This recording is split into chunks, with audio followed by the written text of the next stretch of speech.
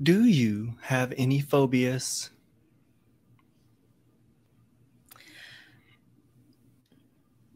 That keep me from living life, or phobias, period?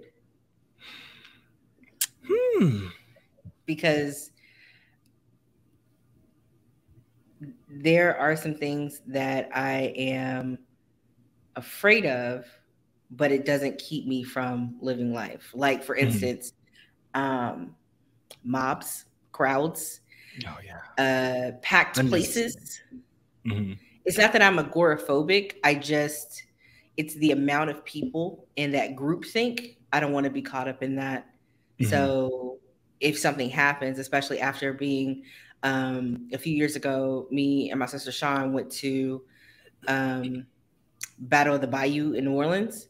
Mhm. And when the crowds got bigger, people would steal and then rush the crowd. So that kind of reinforced the idea that I don't need to be around crowds. But it doesn't keep me from living life. Like, I'll still go to concerts, but I'll go to smaller venues.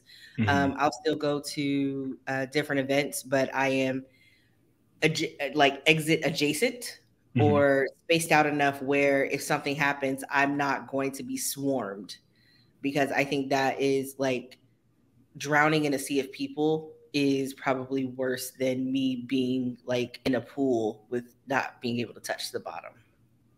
Okay. Yeah, that's Right. yeah, That's a word.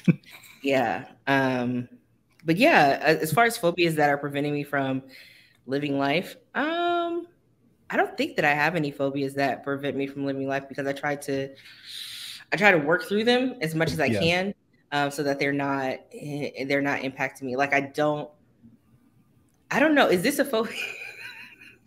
Is this a phobia? Like, so in the bathroom, I don't like harsh lighting. Like when I'm in an enclosed space. So like if I'm in a bathroom, and because that's a more closed space, I Yeah. won't turn on the big light. I'll only turn on like the small light. Hmm. I don't know what Okay. it is about sharp lighting in the bathroom or small spaces, or I'll just be in the dark, like, Like if and you think only have about the it, light from outside. why would such a small space need such harsh lighting anyway? Right? So if you Right? take it back to the root, why was this design choice even made? Who did this? Why are we doing this? Hmm. Okay. Is that a phobia? I don't know if it's a phobia, but that absolutely, like, whoever, and this may be TMI, but whoever like is living with me has to know that there are going to be times where the door is just going to be open because I refuse to turn on the light. Like, the door is just going to be, it's going to be my bathroom, but the door is just going to be open. Yeah. So if you happen to walk past, just be Hey, aware. yes, That's on that's, you. listen, This is you what you have get. been warned. This is what you get. I can't.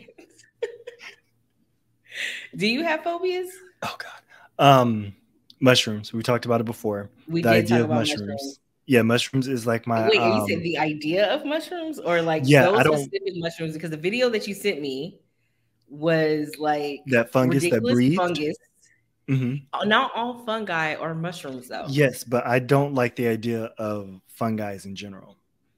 So it's not just mushrooms; it's all fungi. No, it's the fact that mushrooms, the little ones, like little button mushrooms, it's the fact that they belong to that family. Yes, I'm discriminating, but So much. but yeah, I don't like the idea of it. I don't like the idea of like this thing sort of just spewing spores into the environment and then they land somewhere and Mm-mm. then somebody forages through the forest or whatever and they're like, "Oh, these have certain markings on the stem so they're safe." And then everyone just trusting that person that they were I mean, safe. you can say I'm the talking same about for back in the berries. day. You can say the same for berries. You could, but berries taste good. There's the difference. If you get the right ones. Berries, you can make a berry taste good. How many people have? Well, I can't even say that because Hunger Games was all centered around dude Yeah, almost eating the the wrong berries. nightshade. Was it Yeah, nightshade? Nightlock, Nightshade. Nightlock. Nightlock. Where did I get nightshade Dead from? before you hit the ground. So yeah, that's that one, and then also just a fear of loss of control in general, and so gotten better with it. But even like being in cars and stuff, being in which is where my driving anxiety stems from because of, you know, past incidents that have happened with losing my stepbrother. Yeah. So that sort of exacerbated the loss of control idea, and then just like the idea of losing people and not being able to like say goodbye, not having control of those situations. So for me, it does somewhat impact my life. It's funny that I went into a career path that is traditionally there's a lot of control with teaching, but I don't teach in that manner. Like I don't teach like that. I give my students a lot of freedom. So it's a weird what is it? Loose structure, Juxtaposition. if you will. Yeah. It's structure. It's loose control. Yes. So they have the idea, I guess it's like living in America. You have the idea of freedom, but are you really free? I mean, I give you the choices that you have to make. So Yeah, you can choose from one or two. I'm going to benefit from either one, but how do you want to get to the end product? You can choose that. You're going to get to my end product anyway. That is not how I teach. I promise you. I swear to you guys, I'm joking about that part. But not the mushrooms. Control the mushrooms. Well, thank you all for tuning in to another episode of Take a Space Podcast. I am your host, Leah, joined by my co-star, Jason. It's him. This episode, I really like, and it's good that we start off with phobias because I've been having more recent in-depth conversations about healing and what that looks like, especially because I'm noticing that I have reinforced a lot of boundaries when it comes to conversation, content consumed, media consumed, or different people in my space, places I'll go, things I'll entertain. I am like the walls are reinforced where they are, and where I do have freedom, like it's really free, where I'm like unapologetic about where I'm frolicking. And I think some people, one of the myths that I want to debunk is that healing is not linear. And I think that people get to a space where they're just like, well, no, like I've healed from this grief, or I've healed from, you know, my anger, but that something triggered me, something happened, and it set off this chain reaction where I reacted negatively to whatever the stimulus was. And that reaction made me go back to my survivorship days, where now I'm petty, now I'm going off, now I'm this and I'm that, and I'm in this negative space. And people are just like, I'm frustrated with myself because I allowed that stimulus to take me back. You took me there. Yeah. Yeah. And it's not linear. You can't, even when you say you hurt and I think this was you hurt your ankle like previously, right? And now it's like, yeah, your body can absolutely heal it, but it'll never be the same.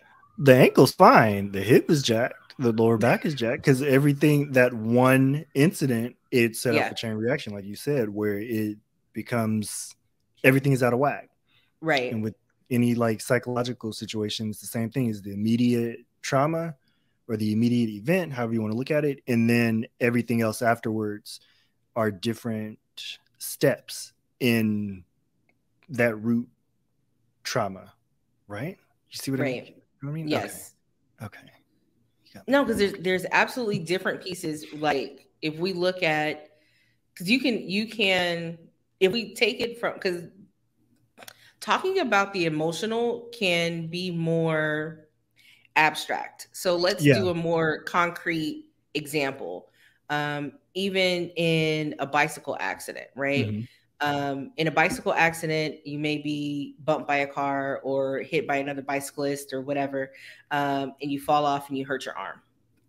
You can go to physical therapy. You can get bandaged up and all that kind of stuff. And you can see the progress of your arm getting better. Right. And you can make adjustments as necessary to make sure that, oh, well, this work is too much or this work is not enough. Or, Mm-hmm. and then to your point, seeing how the lack of use of that arm is causing the other parts of the body to compensate Right. for not being able to utilize, because you can't put weight on it, you can't lift anything, and it's maybe your dominant arm, so now you have to use your non-dominant arm, and getting that stronger and realizing, oh gosh, like I need to be able to do stuff with this arm as well. And then after you get full use back, your body has gone through this shift of having to go through a hurt, get healed from that hurt. While healing, your body is compensating for the loss of function. And then as it starts to regain the loss of function, it has to relearn how it did things before, but you may not get full use of the range you used to have. Yeah, you may not get normal again. And basically that's just even dealing with like psychological and emotional events and traumas and stuff. It's the same thing, where I think what a lot of people tend to do is they'll experience something, they'll go through the healing process, and then they expect things to go back to how they were before trauma even happened. Right. You know what I mean? And I think using that concrete example of my ankle, I did think that like, oh, okay, I rolled my ankle terribly. And then I figured, okay, everything's fine. And then 2 years later, that's when, after me trying to act like everything was fine, 2 years later, that's when I had to go back to the podiatrist for like a year, trying to get everything back to normal. And that's when I learned that, okay, because I rolled my ankle, the hip got messed up, and because this and this and this. And that's when I learned like, okay, I can't walk as far as I used to. I have to wear clunkier shoes than I would like because they have to be more supportive. So I had to adjust what my normal was based on that initial trauma. And I think a lot of times what happens is, like, if it's grief, like something as complex and as common as grief, somebody loses someone and they think, oh, I can just get back to life how it was before I lost this person that meant so much, instead of looking at it as, I hate to think of it this way, but like an opportunity to, or a basically forced growth, and reframing everything and figuring out what your new normal is, sort of situated around losing this person, and learning to readjust really and reconfigure your life around it. Not that it's going to take the center stage with it, but learning how you can still live your best life while still honoring whatever that event was, whoever that person was that you lost, or that ankle that rolled, and then moving on from it. I think you make a really good point about reframing, because getting back to normal, or because the whole country, the whole world went through this grief of losing the life they had before. Some people were quick to adjust. Other people were like, man, before COVID, we were able to do blah, blah, blah, blah, and we used to have this, and we would share forks, and we would do this and have this. And it's like, shouldn't have been doing that anyway, but okay. But there was this loss where people are just like trying to get back to what their normal is, instead of trying to reframe what their life is and what their life is now. Yeah. Because now that event, like you lost that relationship, or you don't have that job, or someone passed away. And it's not about living like you did before. It's learning how to live with that loss and adapt. It's not, it's not, you're not living with grief. And like I said, healing is not linear. Right. So you go through different stages of grief, but because even if you go through, and they have, 5 stages of grief or whatever. Yeah. And there's stuff about the 5 stages of grief where it's actually written about written for people that are dying.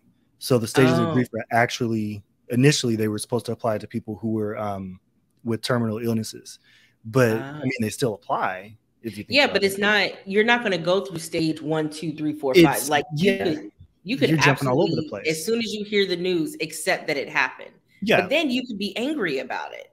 And then you could be really bitter. Like there's so many different emotions that you have to be okay with yourself going through.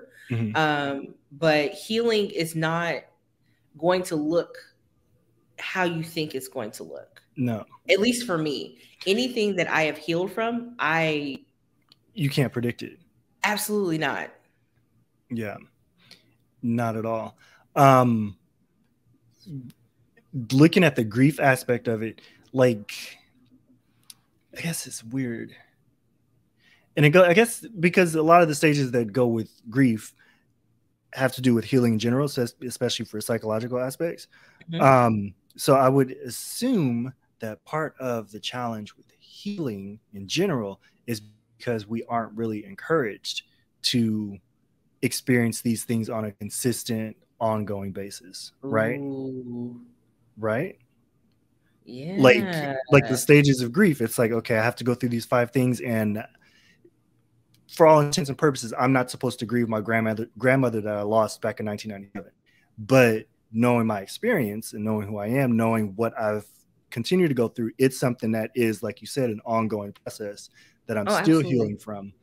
Yeah. That, like, I still get angry about it. I still get guilty. I still have guilt about it and stuff. But it's not something that I get sad over it sometimes, but it's not something that I feel like I've healed from it, if that makes sense. Like, yeah, I still experience those things, but it's like a scar that's sort of, sometimes it gets a little angry, maybe it gets a little itchy, like if you have like a surgical scar or something. So it gets sort of itchy. Maybe it's been revised a few times by a plastic surgeon so that they can make it a little prettier, but it's still, you know, it's there. You can touch it and stuff, but it's not something that's stopping me like, oh, my kneecap got busted out, like, you know, take care again. Sidebar, you and I have never talked about that. We need to talk about that at some point. That's just us. That's not going to be for anybody else. Okay. But yeah, right. It's one of those things where it's like, it's literally a lifelong process. And maybe if you think about your whatever psychological things that you're, or mental, emotional things that you're sort of trying to heal from, even if it's something as small as, oh, I never learned how to ride a bike, or I'm scared to ride a bike, or I'm scared of dogs or something. Healing from those kinds of things, if you think about it in a physical aspect where you're taking that first step, like, yeah, it's an open wound now. Okay, let's clean it. That's whatever your first step is. And then let's maybe visit a doctor if we notice that it's not healing right just from cleaning or just looking at it or something, right? Or just yeah. So yeah, from Candyman 2021. That beasting. Like I said, I don't know what his time frame was, but you get that one bee sting. That was, gave him leprosy. I feel like it was that night he sat down for dinner after getting stung by that bee, and he should, his girlfriend, not even to blame, no, he should have sat there and, hey, this isn't, because she looked at it. Right. She looked at it and she absolutely said, didn't say anything. Yeah. Wouldn't she like this? Oh, it's just a bee sting. Oh, dude, no, it's not.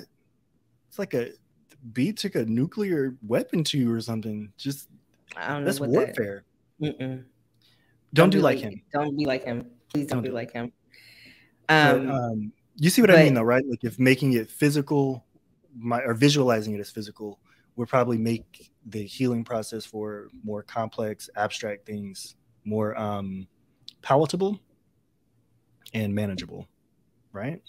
True. And I think what helps is normalizing conversations around emotions that are not positive. Mm-hmm.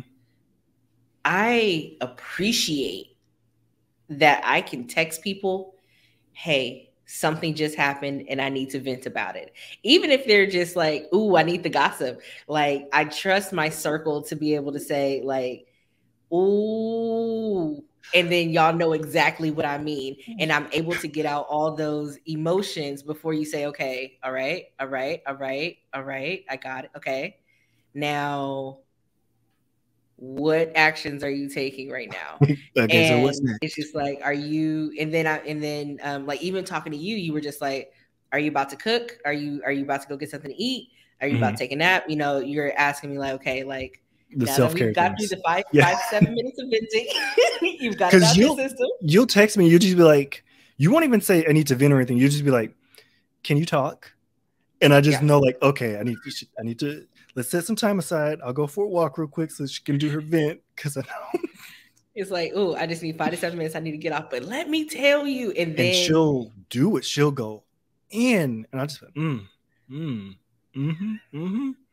okay.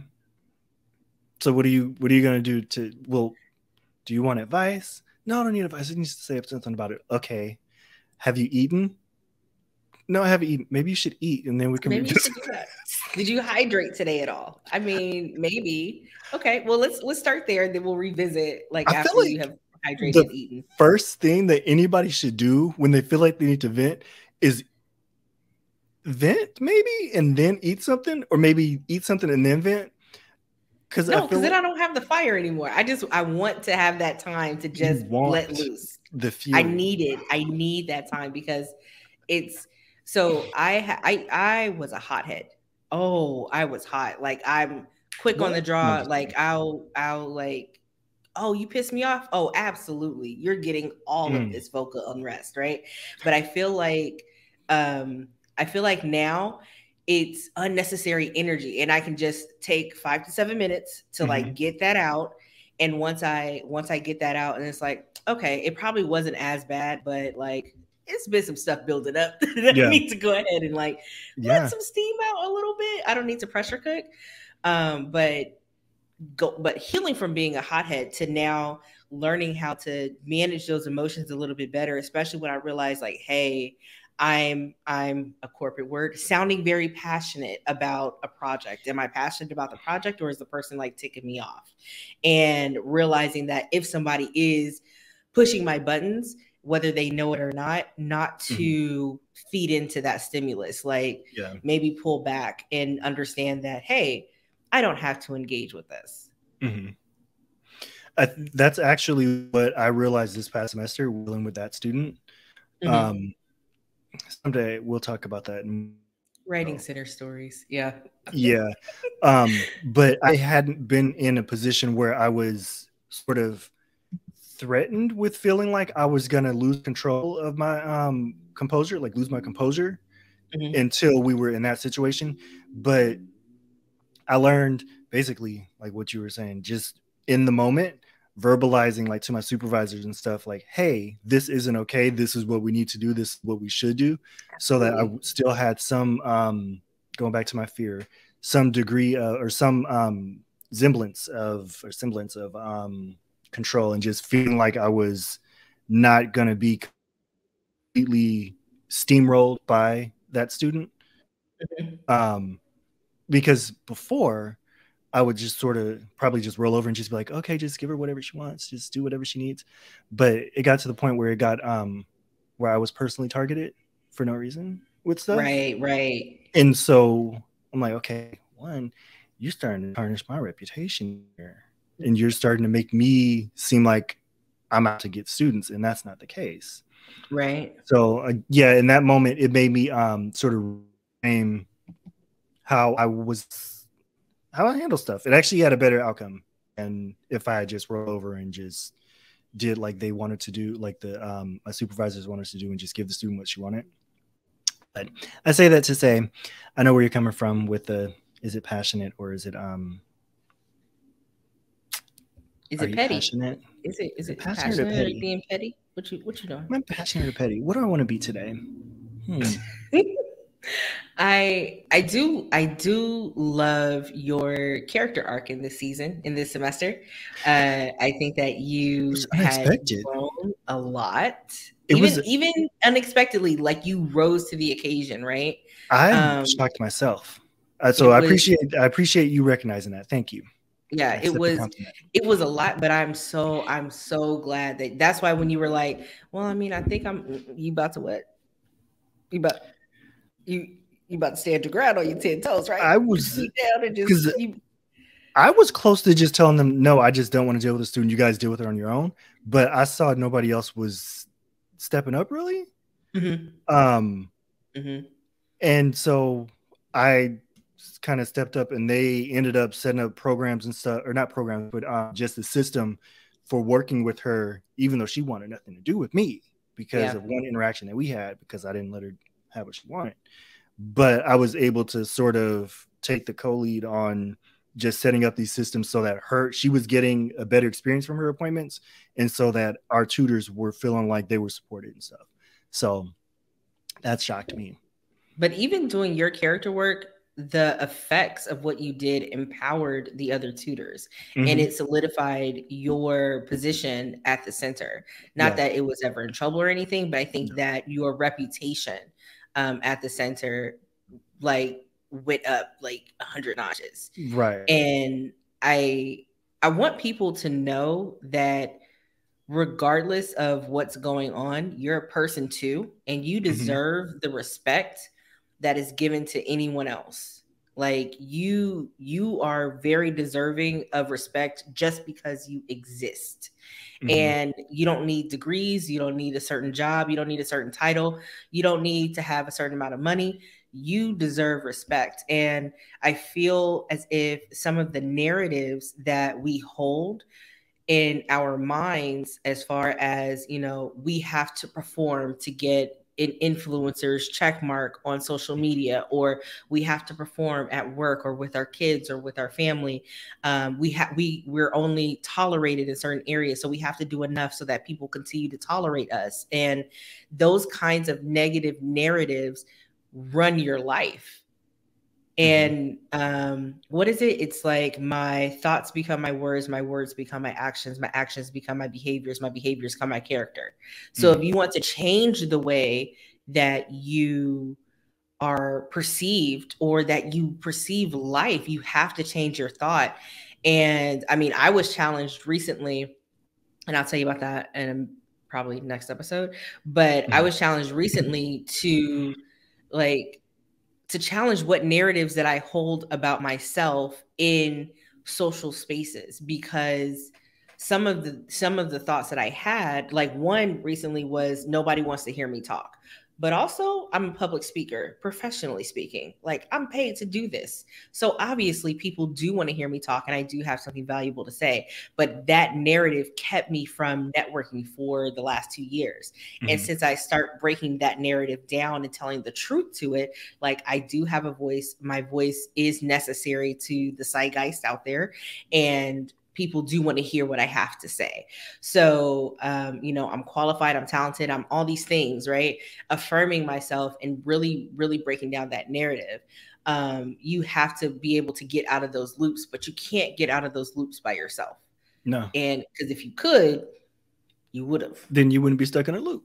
Right. Think And about it. sometimes it's like we have to, those loops can end up circling around the entirety of your life and not being able to compartmentalize, like somebody rejecting you from a job. And now you're Mm-hmm. saying, well, I'm a failure at life because I didn't get this one. No, that was one person who wanted to hire their brother-in-law because they owed somebody a favor. They That's were why you already didn't get picked the for that position, so right.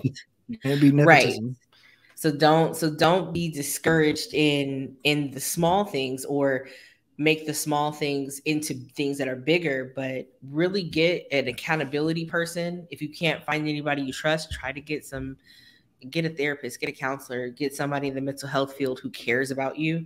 Email me. Because Email me. I'll email be your Jason. interrupter. Yeah, I will. Yeah. I will If step you in. want some interruptions, I absolutely. will Like, interrupt you. I'm interested in hearing what negative thoughts that you have, because the negative thoughts that we create really shape what our lives are. And a lot And of times we don't even think about the negative thoughts. They're just playing over in our heads, and we don't talk about them because there's a certain degree of shame behind them. Like, why am I thinking that yes. I'm this, that, or the third, right?